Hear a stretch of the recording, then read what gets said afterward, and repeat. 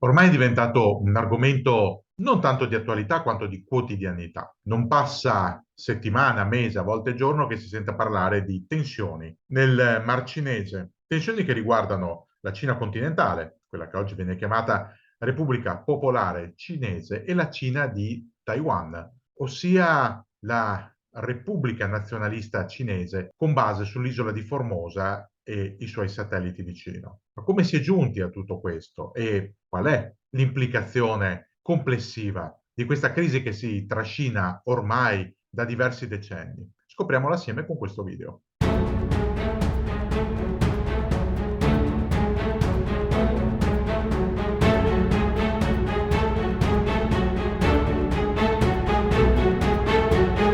La storia della Cina è particolarmente lunga, è una storia millenaria. Non possiamo ripercorrerla tutta, anche perché ovviamente servirebbero parecchi giorni, anche solo sintetizzando con dei video da 20 o 30 minuti. Quindi concentriamoci sul Novecento. Un Novecento che per la Cina si apre con una crisi non solo sociale, economica, ma anche politica, con la dinastia Qing che ormai è agli ultimi suoi giorni, con un imperatore che è ostaggio dalla propria corte, dell'imperatrice Cixi che non ne vuole sapere di accordare riforme, e un paese, sì, sterminato, ma su cui le potenze europee hanno da tempo messo gli occhi. Non solo, hanno anche iniziato a mettere radici con le famose concessioni extraterritoriali, dei territori all'interno delle maggiori città in cui i vari stati europei hanno alzato la propria bandiera nei quartieri, riformandoli, risistemandoli, definendoli come se fossero dei quartieri europei, con tanto di protezione dei commerci e di definizione del commercio marittimo e dell'import-export, come delle enormi ambasciate che rispettano altre leggi, quelle europee, con il teorico benestare dell'imperatore. A cambiare tutto questo è la cosiddetta rivolta dei Boxer, una rivolta armata condotta inizialmente dagli adepti di una setta, quella dei cosiddetti pugili, o meglio la setta del pugno armonioso, che si ripropone di cacciare tutti gli stranieri dalla Cina e di riportare il Celeste Impero alle sue origini. Contro questa rivolta gli europei reagiscono con un corpo di spedizione multinazionale, forse la prima forza militare multinazionale di sempre, ben prima della nascita della Società delle Nazioni o delle Nazioni Unite, che riporta l'ordine e soprattutto soffoca nel sangue la rivolta. Per la Cina quella dei Boxer è solo l'inizio di un lungo periodo di rapida decadenza. Lo so, sembra un ossimoro, un controsenso, ma non è così. Tra il 1904 e il 1905 lo scoppio del conflitto tra la Russia imperiale, la Russia zarista, e il Giappone affamato di modernità vede il Giappone vincere nettamente con la conquista di Port Arthur e le grandi battaglie, quella terrestre di Mukden e quella navale di Tsushima, che sovvertono gli equilibri in zona. Dimostrano oltretutto per la prima volta che uno Stato europeo può essere sconfitto in maniera convenzionale da una potenza orientale. Per la Cina è il segnale che qualcosa sta per cambiare. Quel qualcosa si manifesta attraverso una rivoluzione nazionale tra il 1911 e il 1912 che pone fine ufficialmente al Celeste Impero. L'ultimo imperatore, Ain Dioro Puyi, che sale al trono bambino. La sua vicenda, tra l'altro, verrà raccontata molti anni dopo da un bellissimo film di Bernardo Bertolucci, premiato con gli Oscar. Dicevamo, il suo trono viene sostanzialmente azzerato. Puyi resterà prigioniero dorato della città proibita per diversi anni e poi scapperà nel quartiere delle delegazioni estere, delle concessioni, e diventerà prima un ospite, poi un ostaggio e alla fine una marionetta dei giapponesi. Nel frattempo cosa succede? La Repubblica di Cina si dimostra estremamente fragile, anche perché il potere viene esercitato non tanto dal presidente, quanto dai vari generali che si autoproclamano signori della guerra. Abbiamo già parlato in un video della definizione di Lord of War, signore della guerra. È un titolo non esattamente onorifico, ma comunque de facto, che fotografa una realtà. Il fatto che alcuni politici, o meglio ancora alcuni generali, alcuni alti ufficiali, sfruttano le loro conoscenze militari e la fedeltà di interi reparti per prendersi il territorio e governarlo come meglio credono. La Cina diventa un enorme campo di battaglia in cui il potere centrale della Repubblica è messo in discussione da tantissimi signori della guerra, ognuno di questi col proprio esercito, qualcuno addirittura con una marina e con la possibilità di governare interi territori. In questo arco di tempo che va dal 1912 al 1926 si assiste a un tentativo da parte della Repubblica di rinnovarsi, rigenerarsi, anche affrontando una nuova forza politica, quella comunista, che emerge sul modello della rivoluzione d'ottobre in Russia. Effettivamente il PCC, il partito cinese comunista, inizialmente conta anche sul supporto di forze mongole e di consiglieri politici e militari che arrivano proprio dalla Russia, una volta conclusa la guerra civile tra bianchi e rossi. Tutto ciò conduce a uno scontro inizialmente velato, limitato alle stanze del potere e poi frontale tra il PCC e il Kuomintang, ossia quell'enorme fazione di governo che vede sempre più lucente la stella del generale Chiang Kai-shek, l'uomo che a un certo punto inizia a pianificare due operazioni. La prima è la cosiddetta Spedizione del Nord. È una spedizione militare che deve partire nel 1926 dopo essere stata lungamente rinviata per riconquistare Pechino e ridurre fortemente l'impatto dei signori della guerra. Signori della guerra che alla fine verranno ridotti ai territori più occidentali, allo Yunnan, oppure a quello che verrà chiamato Xibei Sanma, cioè il territorio dei tre Ma. Ma Chiang Kai-shek ha altre idee. Per lui i signori della guerra sono meno pericolosi rispetto al rischio rappresentato da Mao Zedong e dal Partito Comunista. Per questo motivo già nel 1927 si assiste alle prime schermaglie. Addirittura Chiang Kai-shek in alcuni casi ordina l'arresto indiscriminato nelle grandi città di rappresentanti sindacali e di commissari politici del Partito Comunista e poi la loro esecuzione sommaria. A fronte di quella che si prefigura come un'autentica crisi, tant'è vero che lo stesso Chiang Kai-shek si ritrova espulso dal Kuomintang e autore a un certo punto della nascita di un altro governo cinese. La Cina per un certo periodo ha tre capitali: Wuhan, che è la capitale del Kuomintang, Pechino dei signori della guerra e Nanchino, Nanjing, per Chiang Kai-shek. Ebbene, Chiang Kai-shek riesce a un certo punto a diventare dominante, a costringere il Kuomintang che lo aveva espulso a tornare ai suoi ordini e a lanciare una massiccia operazione militare contro il Partito Comunista. È la cosiddetta prima grande guerra civile cinese. Questa prima grande guerra civile si sviluppa per fasi alterne con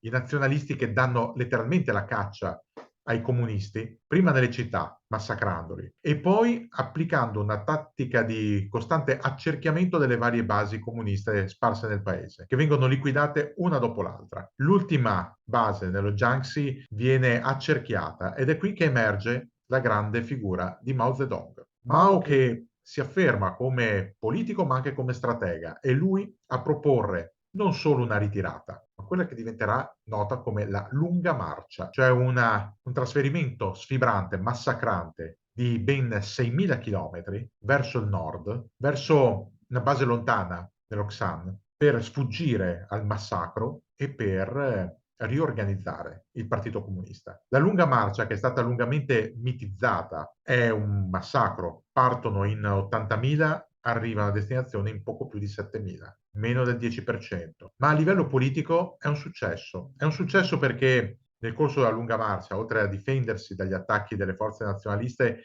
Mao impone al Partito Comunista di cambiare, di diventare più forte e di ristrutturare il suo braccio militare in funzione antiguerriglia. Perché diventerà importante? Lo scopriremo tra poco. Intanto, nel pieno della prima guerra civile cinese, accade un fatto, l'incidente di Mukden, 1931. Mukden è in Manciuria, è la parte più settentrionale, diciamo nord-est della Cina continentale. A Mukden avviene un incidente ferroviario, in realtà organizzato dai giapponesi, ed è il casus belli, sfruttato dagli stessi giapponesi per invadere la Manciuria, che è una delle zone più ricche della Cina, ricche di materie prime e di industrie. Una zona che fa gola ai giapponesi che da tempo, dai tempi di Tsushima, hanno deciso di percorrere la strada dell'imperialismo e del colonialismo di stampo europeo. Rivolto dove? Chiaramente verso la Cina, il più vicino tra gli stati da sfruttare. Nel 1931 i giapponesi attaccano, conquistano la Manciuria, dopo un po' vi insedieranno un governo fantoccio su cui metteranno a capo Pui, ve lo ricordate, l'imperatore bambino che nel frattempo era diventato loro ospite di una gabbia dorata e successivamente nominato imperatore del Manciù, anche se in realtà si trattava più di un titolo onorifico che di reale valore. Ebbene, Chiang Kai-shek, di fronte all'invasione giapponese, dice: i giapponesi sono come una malattia della pelle, fastidiosa, ma curabile. I comunisti invece sono come una malattia del cuore. Se non la risolvi, ti uccide. Questo è il pensiero di Chiang Kai-shek, che dunque giudica molto più pericolosa la minaccia rappresentata da Mao Zedong rispetto a quella preponderante nei numeri, nei rapporti di forza e nella qualità militare dei giapponesi. Giapponesi che ripassano l'attacco nel 1937. Chiang Kai-shek nel frattempo è stato costretto da due signori della guerra che lo hanno preso prigioniero per breve tempo a stipulare una tregua con i comunisti. Nel 1937, sfruttando i cosiddetti incidenti del ponte Marco Polo, i giapponesi ripartono all'attacco. Questa volta non si accontentano della Manciuria, vogliono tutta la Cina, vogliono assoggettare la Cina facendola diventare una propria colonia. Una colonia in cui le risorse naturali dovranno essere sfruttate e la popolazione locale dovrà essere asservita, schiavizzata per soddisfare i bisogni industriali della nascente forza economica giapponese. La guerra civile cinese quindi finisce in quel momento. Di fronte all'aggressività dei giapponesi, Chiang Kai-shek, Mao Zedong e gli altri signori della guerra decidono di fare fronte comune. Ognuno certo è supportato da sponsor differenti. I britannici passano qualcosa ai signori della guerra, gli americani sotto sotto aiutano Chiang Kai-shek, lo aiuteranno sempre di più dopo Pearl Harbor. Mao ha degli appoggi con l'Unione Sovietica, anche se inizialmente non ha moltissimo dall'Unione Sovietica. Come ben sappiamo, la Seconda Guerra Mondiale finisce il 2 settembre del 1945, quando a bordo della corazzata Missouri nella baia di Tokyo viene firmata la resa del Giappone, ma già qualcosa era cominciato prima. Erano cominciati di nuovo i litigi, erano ricominciate le schermaglie tra il Partito Comunista e il Kuomintang. Per quale motivo? Diverse modalità di condurre la guerra contro i giapponesi. Il Partito Comunista Cinese si trova nel 1945 in una posizione di forza. Non sono più solo quei 7.000 uomini che erano sopravvissuti alla lunga marcia, sono molti di più. Soprattutto il Partito Comunista Cinese ha fatto leva sulle campagne, sulle classi rurali, sui contadini, non solo ottenendo derrate alimentari, supporto, non solo logistico e nuove reclute, ma soprattutto dando l'immagine di una forza militare abituata a combattere i giapponesi, non in maniera classica, campale, ma con la guerriglia, dietro le linee, una guerra estenuante che obbliga i giapponesi a tenere sul continente buona parte delle loro forze di terra. Tutto il contrario del Kuomintang, un Kuomintang tra l'altro scosso dagli scandali, dalla corruzione, dalla malversazione, un Kuomintang che vede le sue forze militari, per quanto numerose, male addestrate, male armate e strette in una guerra di contenimento con i giapponesi.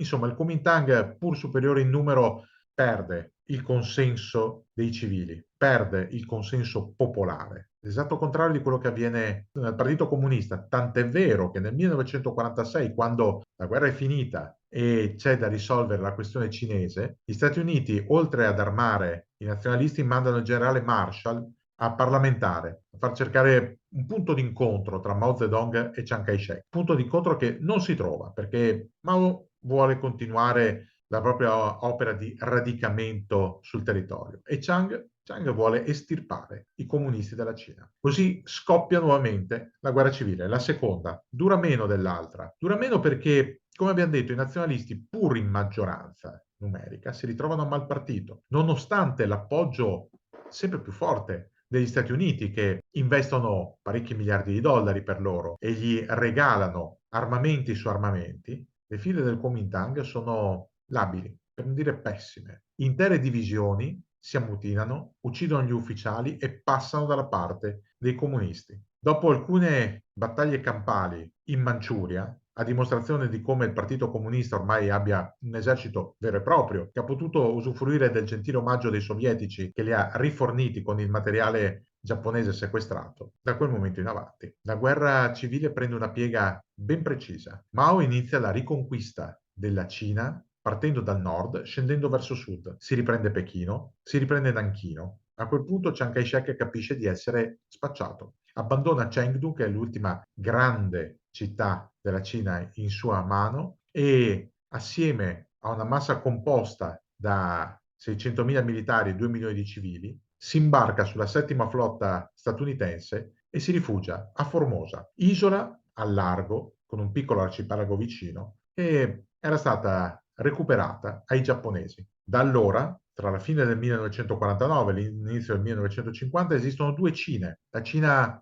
nazionalista, che ancora oggi si proclama unico governo legittimo della Cina, e la Repubblica Popolare Cinese, guidata da Mao e poi dai suoi successori. Uno scontro, questo della Cina, che si è riverberato alle Nazioni Unite. D'altronde la Cina è stata membro fondatore delle attuali Nazioni Unite. Ma quale Cina ha fondato le Nazioni Unite? Quella di Chiang Kai-shek. E quella Cina, fino al 1971, ha avuto il diritto di sedere all'interno del Consiglio di sicurezza dell'ONU. Ha perso quel diritto dopo tante discussioni, tante questioni. Una discussione che ha visto la presenza diretta in gioco dell'Unione Sovietica, che ha pensato di appoggiare le richieste di Mao prima di una rottura profonda, nell'ottica di riequilibrare il Consiglio di sicurezza, che fino a quel momento contava 4 voti contro 1 a favore delle potenze occidentali. Ricordiamo che le potenze che hanno seggio permanente e diritto di veto in Consiglio di sicurezza sono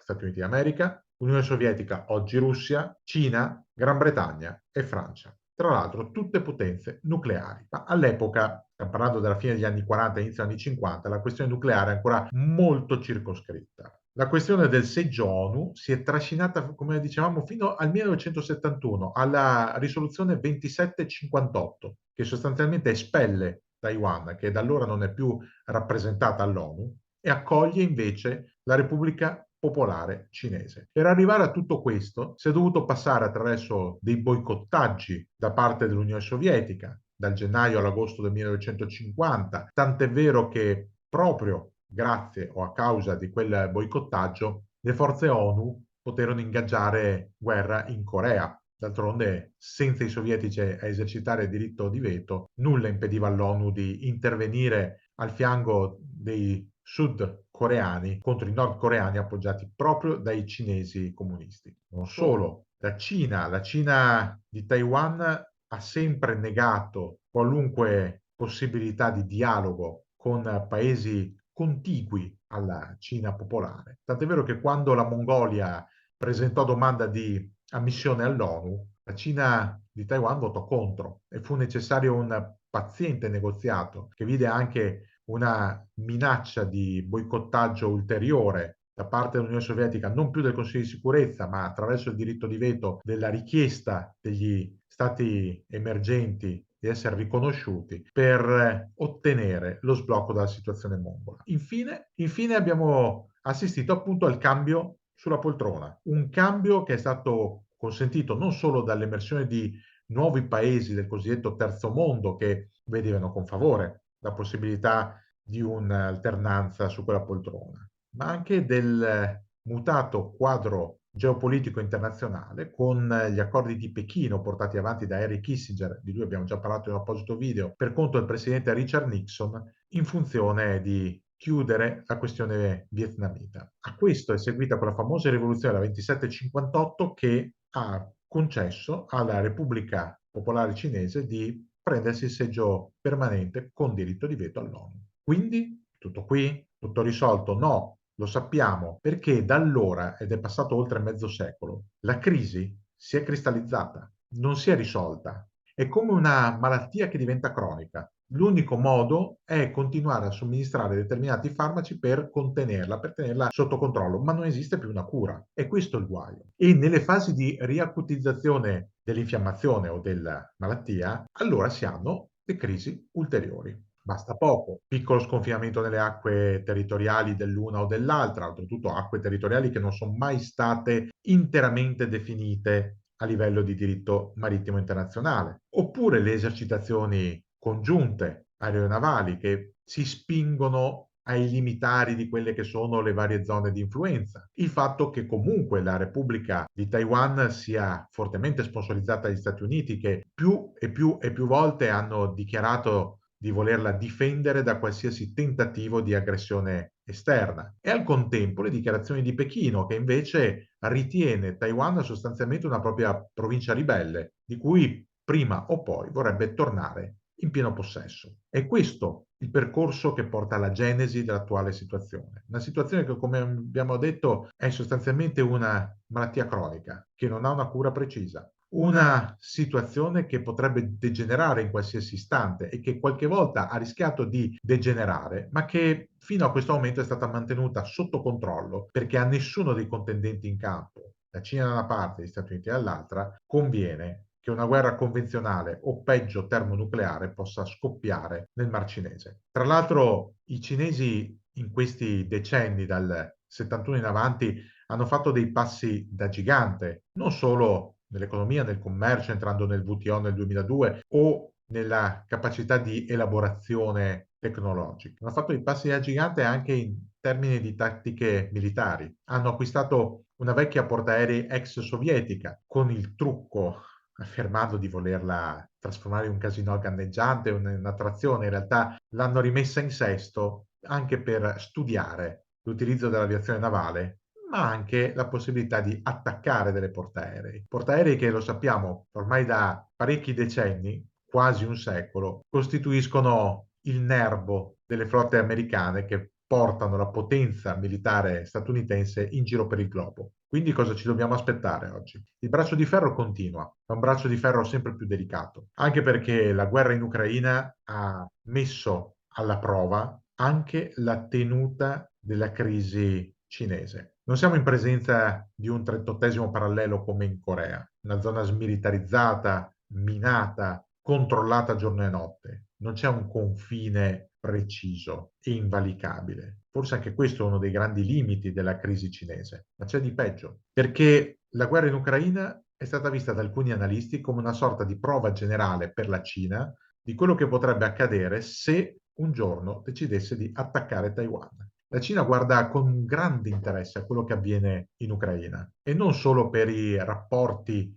consolidati con la Russia, rapporti che in questi ultimi mesi hanno vissuto momenti alternati tra situazioni positive, soprattutto a livello economico, e incomprensioni, a voler essere eufemistici. Tant'è vero che nelle ultime settimane il primo ministro cinese Xi Jinping ha duramente rimbrottato il presidente Vladimir Putin a causa di una guerra, quella in Ucraina, che rischia di avere contraccolpi mortali su tutta l'economia mondiale. Diciamo che Pechino sta guardando con occhi interessati tanto alla guerra quanto alle questioni diplomatiche attorno alla guerra in Ucraina per capire come ci si potrà muovere un domani prossimo per la questione di Taiwan, esclusa l'opzione nucleare. Una guerra convenzionale di conquista sarebbe comunque un bagno di sangue, accettabile per Pechino entro certi termini, ma difficile da gestire a livello diplomatico, perché chiaramente gli Stati Uniti interverrebbero e un confronto non indiretto come sta avvenendo in Ucraina, ma diretto sarebbe difficilmente sostenibile per entrambe le parti. Si risolverà la crisi cinese? In qualche modo la Repubblica di Taiwan e la Repubblica Popolare di Pechino troveranno un punto di incontro molto difficile, quasi impossibile oggi.